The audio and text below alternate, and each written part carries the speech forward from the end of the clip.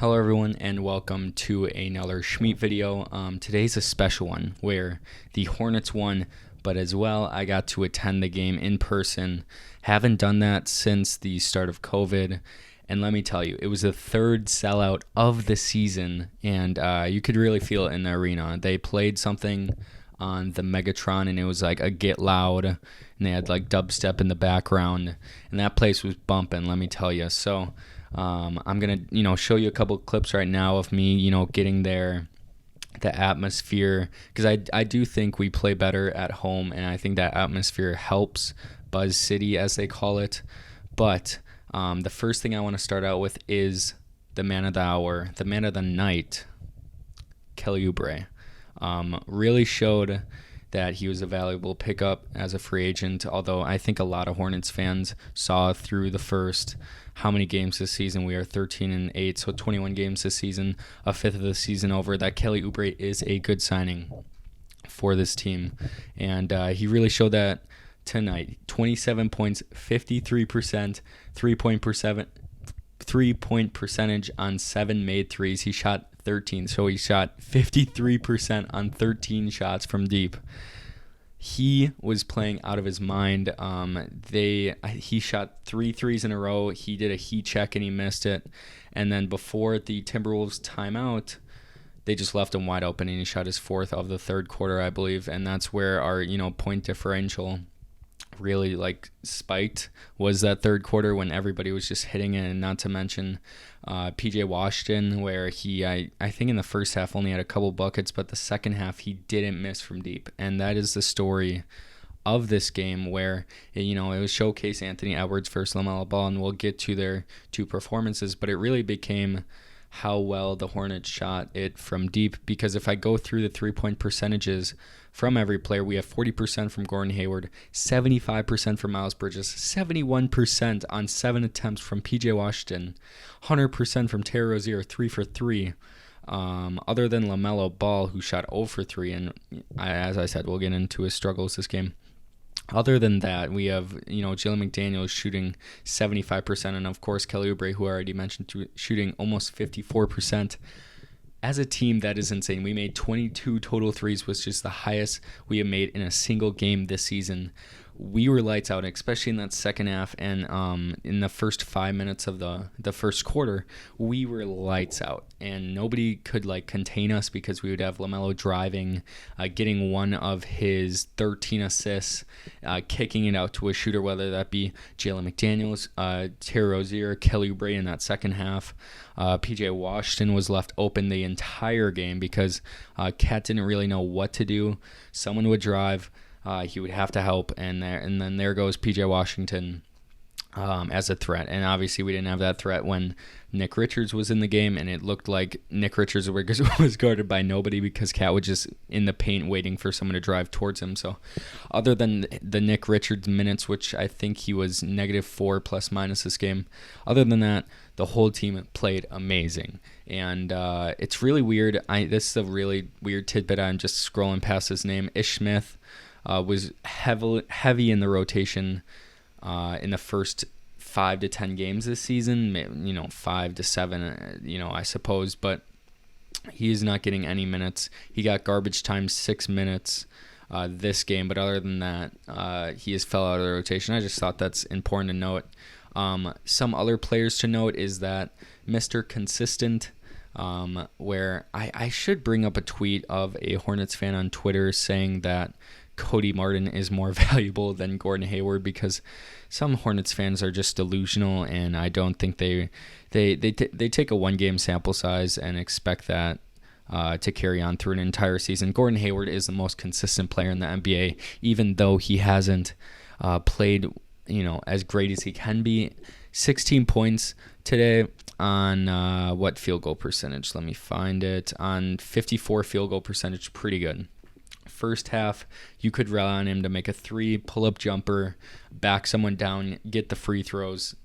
And while we're at it, I think I haven't watched a lot of the Timberwolves this year, I'm going to be honest. Haven't watched a lot of Cat. Cat got probably half of his points off free throws of his 25 he had this game. Obviously, the mismatch was there, but I think we did well to contain Cat. And I don't like that Hornets fans booed him after he was slow to get up and then he had free throws, but I can understand it to a degree because he was going to the free throw line in that second half nearly every time he got the ball. And I guess that's just what big men do. Joel Embiid, Nikola Vucevic, Nikola Jokic. I guess that's what big men do against the Hornets, where we have PJ Washington guarding him. We have, at times, Cody Martin guarding him. Nick Richards, where he's overpowering everybody and he's going to get his free throws. So I thought that was important to note.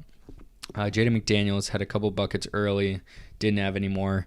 He had 4 points in the game. D'Angelo Russell had a quiet 18. I'm going to say it like that. There wasn't any point in the game where I was like, oh my God, D'Angelo Russell is really getting up there in points and he's really impacting his team. That just wasn't the case. He had a quiet 18, which in today's NBA is pretty easy to do, as Malik Beasley also had 18. But I did see Malik Beasley shoot more threes and contested threes, and I thought Malik Beasley off the bench did make a big impact.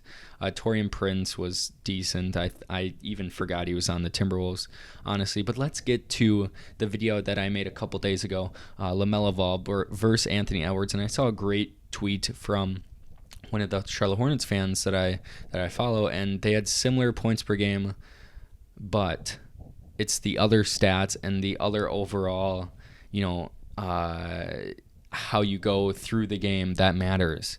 I will say this: LaMelo Ball is changing the culture of Charlotte. When his name was announced in the starting lineup, the whole arena erupted, and it was just great to see throughout the entire game. Whenever he touched the ball, you could hear an uproar because something good was going to happen, and especially in that first half, I was so impressed on the energy that LaMelo Ball came with.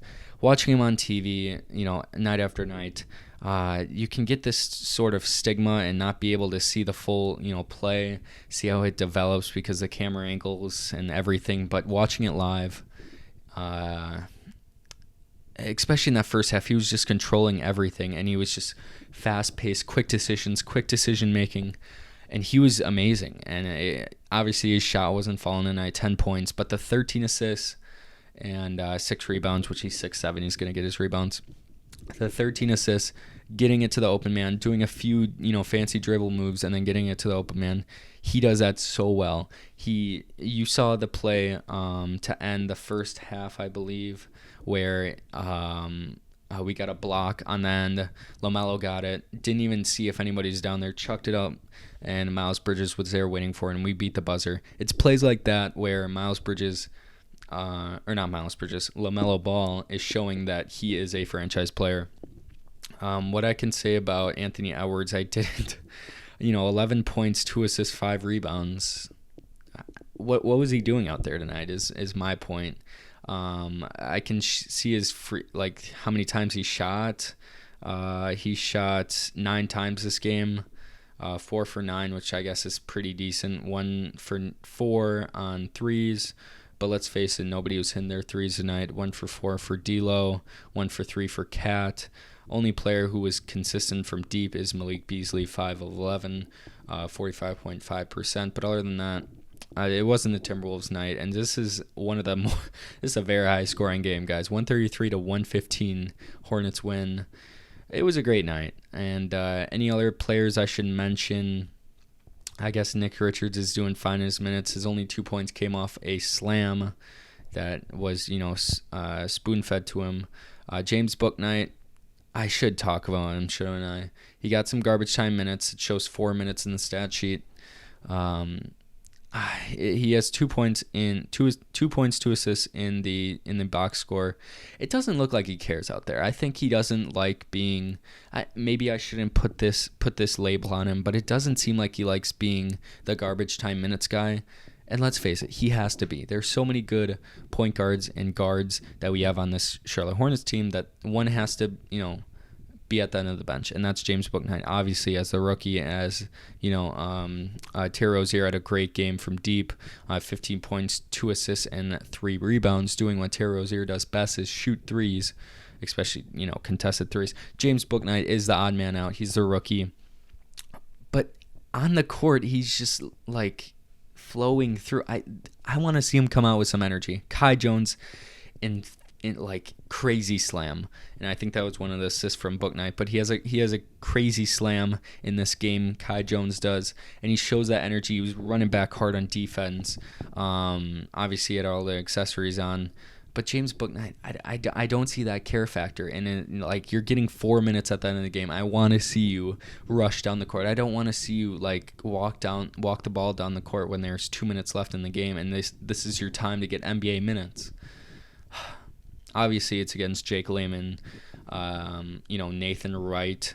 Who else was in those minutes? Leonardo Balmardo, who was the white guy out there. I made note of him, and Jalen Noel, who had 9 points in like 7 minutes. But it is against those guys, but I do still want him to care. I think he's a little bit mad at the coaching staff that Ish Smith got ahead of him in the bench rollout. But anyways, that's the game tonight. Great game from this man, Kelly Oubre. It was nice being there, nice being back in the Spectrum Center, and I'll see you guys later.